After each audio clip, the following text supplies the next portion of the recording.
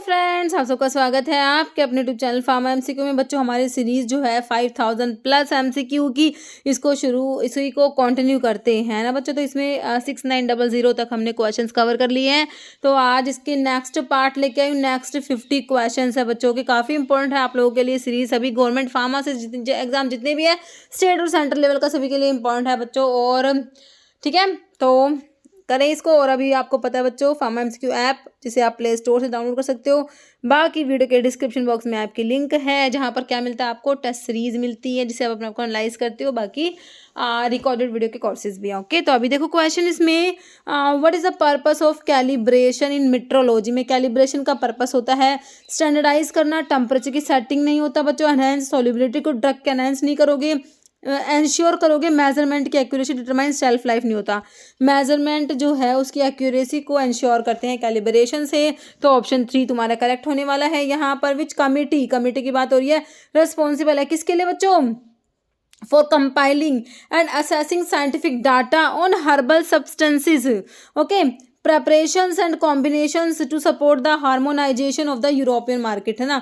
तो इसके लिए बताना है आप लोगों ने, फार्माकोविजिलेंस रिस्क असेसमेंट कमेटी है, committee on herbal medicinal product है, कमेटी ऑन ऑर्फन मेडिसिन या फिर वेटरनरी मेडिसिन। तो यहाँ पर हर्बल की बात हो रही है, तो herbal medicinal product option 2 correct है। Committee on herbal medicinal product जो है HMPC रिस्पॉन्सिबल होती है compiling and assessing scientific data on herbal substance to harmonise the European market. It is part of the European medicine agency and issue scientific opinions on herbal medicines. Okay, dash is an anti-malarial agent obtained from cinchona bark से मिलता है भाई anti malarial drug. Cinchona से मिलती है भाई हमें, quinine मिलती है, क्विनीन, है ना।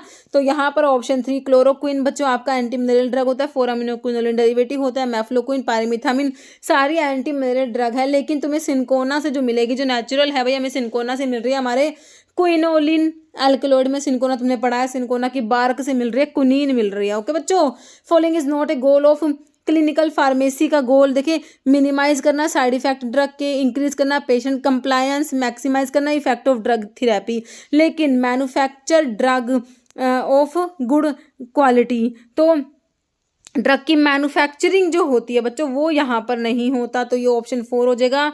तो what is the role of emulsifying agent. Emulsions में इमल्सिफाइंग एजेंट का रोल, सॉल्युबिलिटी को एनहांस करेंगे, प्रिजर्वेटिव की तरह काम करेंगे, विस्कोसिटी को एनहांस करेंगे, इंक्रीज करेंगे, नहीं, स्टेबलाइज करते हैं डिस्पर्स्ड फेज को बच्चों। ऑप्शन 4 तुम्हारा करेक्ट हो जाएगा।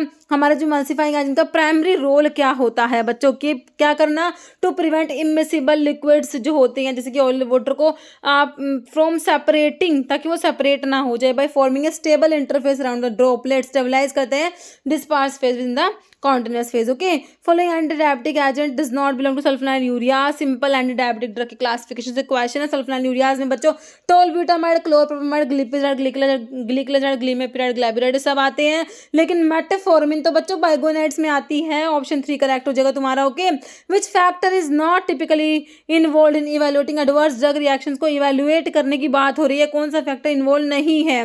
Duration of drug treatment, doses of drug administered, patients की मेडिकल हिस्ट्री, तीनों इंपॉर्टेंट है। लेकिन कॉस्ट ऑफ द मेडिकेशन आपका नोट पूछा था, तो ऑप्शन 4 करेक्ट हो गया। When distilled with zinc dust, phenol gives cyclohexane देगा, बेंजीन, ट्राइफिनाइल फॉस्फेट या फिनोफ्थलीन। तो क्या बनेगा, बेंजीन बनेगा बच्चों के। ऑप्शन 2 करेक्ट हो जाएगा। When distilled with zinc dust, तो phenol undergo reduction to produce benzene. Zinc metal reduce the hydroxyl group जो है उसको हाइड्रोजन में, with zinc oxide being produced as by product. Okay, cyclopropane react कर रहा है HBr के साथ में, to give which of the following. तो क्या बनेगा बच्चे, 1 ब्रोमो, 1 पोजिशन पे ब्रोमीन लग जाएगा, 1 ब्रोमो प्रोपेन यहाँ पर बन जाएगा। Option 3 compound butylated hydroxy anisole, BHT होता है बच्चों, BHA बिटाइलेटेड हाइड्रोक्सी टोल्यून और एनिसोल, है ना। ये आपके एंटीऑक्सीडेंट होते हैं, है ना। देखो आपके वाटर सोल्यूबल होते हैं, एक ऑयल सोल्यूबल होता है, ये ऑयल वाले एंटीऑक्सीडेंट में आते हैं। तो क्या कह रहे हैं, जो BHA is used in liquid dose form, तो एंटीऑक्सीडेंट है बच्चों तुम्हारा ये। तो ऑप्शन 4 तुम्हारा करेक्ट हो जाएगा। Which ingredient is commonly uses moisturiser, कौन सा है बच्चों, कॉस्मेटिक्स में salicylic acid, retinol, benzoyl peroxide ना होके हमारा ग्लिसरीन होता है बच्चों। ऑप्शन 3 सिलेक्ट इनकरेक्ट स्टेटमेंट, बता दो कौन सी बात गलत लिख रखी है भाई यहाँ पर। टाइप 2 डायबिटीज़ की बात हो रही है, type 2 diabetes mellitus auto immune disorder बच्चों नहीं होता। टाइप 2 हमारा इंसुलिन जो है उसका सिक्रेशन जो है वो कम हो जाता है पेनक्रियाज से, है ना बच्चों, तो ये ऑटो इम्यून तो नहीं होता। मायसीनिया ग्रेविस ऑटो इम्यून बिल्कुल होता है। Disorder of neuromuscular transmission, cerebral ataxia, homogeneous disorder characterized by inability to sit, alexia condition जहाँ पर पर्सन अनएबल टू रीड। तो इनकरेक्ट तो पहली बात ही इनकरेक्ट दिख गई हमें, ऑप्शन 1 ही हमारा करेक्ट होगा क्योंकि ये इनकरेक्ट है ना। ऑप्शन 1 हो गया तुम्हारा। टाइप 2 डायबिटीज बच्चों आपका मेटाबॉलिक डिसऑर्डर होता है, primarily characterized by insulin resistance and inability of pancreas to produce sufficient insulin to overcome this resistance. Okay. Cerebral ataxia कह रहे heterogeneous group of disorder resulting in impaired coordination and balance due to cerebellar dysfunction। Okay, तो ये जो severe हो जाएगा अगर ये, तो इसमें क्या होता है, lead to inability to sit without support. Okay, alexia कह रहे हैं acquired neurological conditions often resulting from brain की इंजरी से होता है, that is characterized by partial complete inability to read. Okay, specific कह रहे refraction value for given substance at any temperature should भी कितनी होनी चाहिए, 0, less than molar refraction value, equal to molar refraction value या greater than molar refraction value. तो ये होना चाहिए मोलर रिफ्रैक्शन वैल्यू से लेस देन होना चाहिए, less than molar refraction value. Okay, तो ऑप्शन यहाँ पर 2 करेक्ट हो जाएगा बच्चों। कह रहे specific refraction value given substance के लिए eight any temperature should be less than the molar refraction value, से कम होना चाहिए। स्पेसिफिक रिफ्रैक्शन कैलकुलेट करते हैं, कैसे कैलकुलेट करेंगे बच्चों, डिवाइड करेंगे किसको, मोलर रिफ्रैक्शन को डिवाइड करोगे by the molecular weight of substance से। मोलर रिफ्रैक्शन को तुम डिवाइड करोगे मोलिकुलर वेट से, सब्सटेंस के मॉलिक्यूलर वेट से। कह रहे since molar refraction is a measure of refractive power of 1 mole of substance, it is inherently larger than specific refraction which represent the refractive power per unit mass. Okay, refractive index is dash for material denser then air. Air से जो dense material होंगे उनका refractive index क्या होगा, less than 1, not related to density of air, greater than 1 या equal to 1। तो कितना होता है, ग्रेटर देन 1, एक से ज़्यादा होता है। रिफ्रैक्टिव इंडेक्स क्या होता है, रेशियो होता है बच्चों speed of light in vacuum to the speed of light in material, है ना। तो रिफ्रैक्टिव इंडेक्स जैसे कि आपका होता है speed of light in vacuum to the speed of light in material. Okay, तो क्या रिफ्रैक्टिव इंडेक्स इज एग्जैक्टली 1 होता है, किसके लिए, वैक्यूम के लिए आपका जो है रिफ्रैक्टिव इंडेक्स 1 होता है। अप्रोक्सीमेटली 1 होगा किसके लिए, एयर के लिए। जो मटेरियल डेंस होते हैं एयर से तो उनका जो है ज़्यादा होता है, रिफ्रैक्टिव इंडेक्स ग्रेटर देन 1 होगा। रिडक्शन होगा 1 नाइट्रोप्रोपेन का रिडक्शन होगा इन द प्रेजेंस ऑफ, किसकी प्रेजेंस में बच्चों, आयरन की प्रेजेंस में, HCl की प्रेजेंस में। जो तुम्हारा 1 नंबर पे नाइट्रो ग्रुप लगा है, प्रोपेन है भाई CH3 CH2 CH2 और NO2 लगा दो, तो इसका रिडक्शन हो जाएगा। तो क्या बनेगा, NO2 ग्रुप रिड्यूस होकर NH2 ग्रुप बना देगा, है ना। विल फॉर्मेशन, किसकी फॉर्मेशन होगी बच्चों, क्या बनेगा, प्रोपाइल तो है, ब्यूटाइल तो कहाँ से आ गया, इथाइल कहाँ से आ गया, है ना।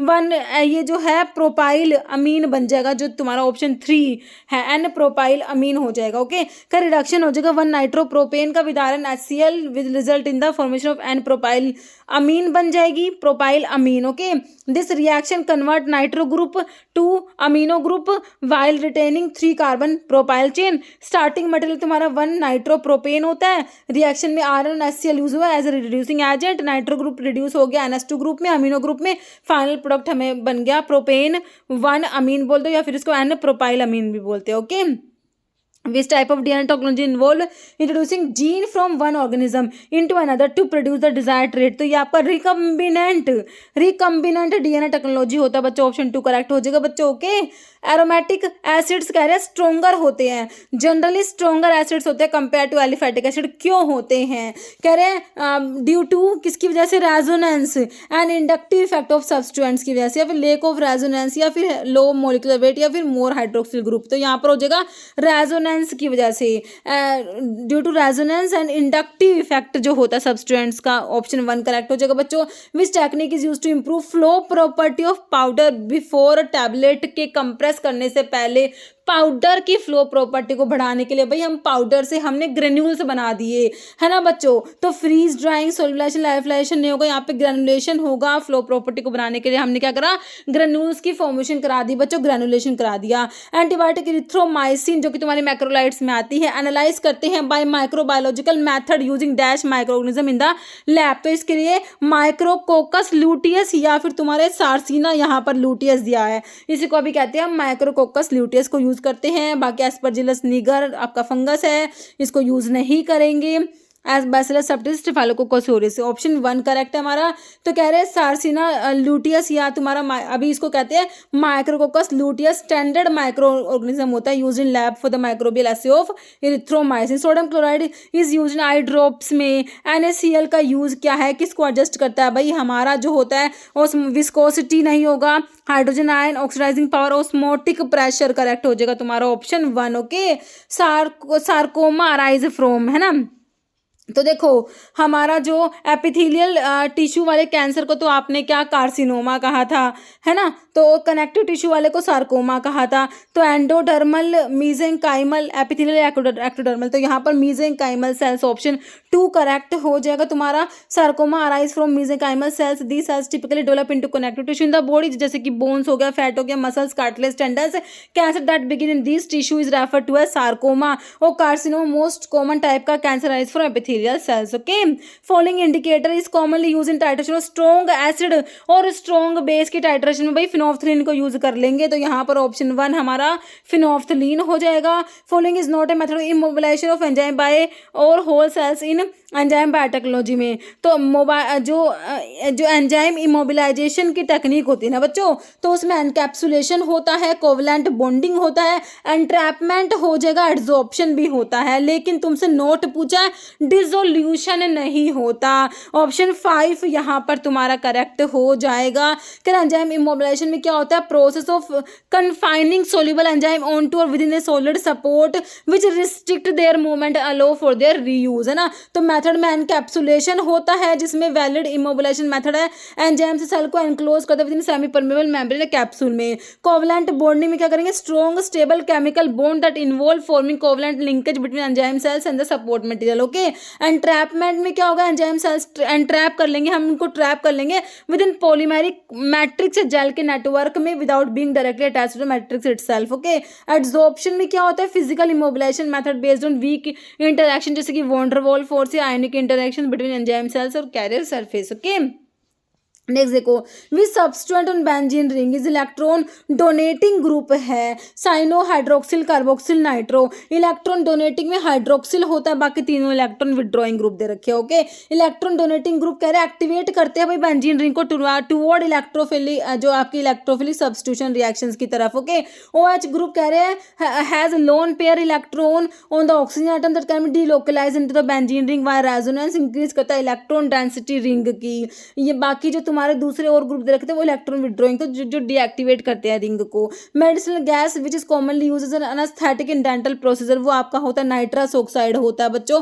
ऑप्शन यहाँ पर 2 करेक्ट हो जाएगा। In redox titration equivalence point is often determined using, तो ग्रेविमेट्री नहीं होगा, डिस्टिलेशन बिल्कुल भी नहीं होगा, कंडक्टोमीटर नहीं, यहाँ पे पोटेंशियोमेट्री को बच्चों यूज करेंगे। ऑप्शन यहाँ पे 3 करेक्ट है हमारा। रिडॉक्स टाइट्रेशन में equivalence point typically determined using redox indicator that change करना response to a change in solution's potential, या तो तुमने रिडॉक्स इंडिकेटर यूज कर लिया या फिर by using potentiometric method to monitor the electric potential of the solution. Okay, following type of bond is the strongest है भाई, कोवलेंट है, वॉन डर वाल तो वीक होते हैं, आयनिक है, हाइड्रोजन। तो आयनिक बॉन्ड इन सब में से स्ट्रॉन्ग वाले बॉन्ड आयनिक बॉन्ड होते हैं, क्योंकि इसमें कंप्लीट ट्रांसफर हो रहा होता है इलेक्ट्रॉन्स का। तो ऑप्शन 3 हो जाएगा ionic bond. Aerosols belong to which of the following dose form, aerosols बच्चों हमारे प्रेशराइज्ड डोज फॉर्म में आते हैं ना बच्चों, सेमी सॉलिड नहीं होते, ये प्रेशराइज्ड। यहाँ पर ऑप्शन 2 तुम्हारा करेक्ट हो जाएगा। Following parameter is crucial for maintaining isotonicity in solutions intended for injections, है ना। तो कौन सा पैरामीटर क्रूशियल होता है, पीएच, कलर डेंसिटी नहीं, यहाँ पर ऑस्मोटिक प्रेशर मेरे बच्चों ऑप्शन 2 हो जाएगा। फॉलोइंग एग्जाम्पल है डेंट्रीफाइसिस का, calcium carbonate, magnesium carbonate, sodium carbonate या एल्यूमिनियम कार्बोनेट। तो आपका CaCO3 कैल्शियम कार्बोनेट आपका डेंट्रीफाइसिस में आता है। Particle size can be determined by the following method, except sieving method होता है, सेडिमेंटेशन, ऑप्टिकल माइक्रोस्कोपी, लेकिन एक्सेप्ट में डिसोल्यूशन मेथड करेक्ट हो जाएगा option 4।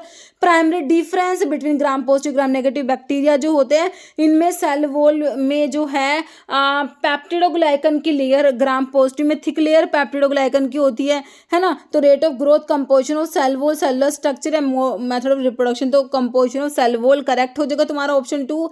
Following stain is commonly use to visualize Mycobacterium tuberculosis के लिए आपने एसिड फास्ट स्टेन पढ़ा हुआ है बच्चों, बिल्कुल करेक्ट है। जील नेल्सन स्टेनिंग भी इसको बोलते हैं, ऑप्शन 2 करेक्ट हो जाएगा। Under the poison act 1919 which of the following is required for sale of poison, poison को सेल करने के लिए बच्चों तुम्हारे पास क्या होना चाहिए, वैलिड सेल लाइसेंस होना चाहिए। ओके, ऑप्शन 2 करेक्ट हो जाएगा।